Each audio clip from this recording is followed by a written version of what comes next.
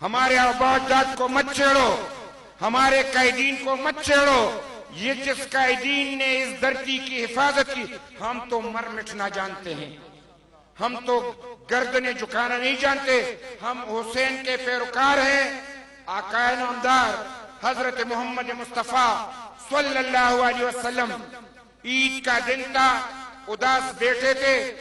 जिब्रील अमीन आया और असहाब ने कहा कि हुजूर क्यों आप खफा है? तो उसने कहा कि ईद का दिन है, हुसैन और हसन के ईद के कपड़े नहीं है। जिब्रील अमीन जन्नत से दो कपड़े लेके आते, दो जोड़े, एक सुर्ख एक सब्ज।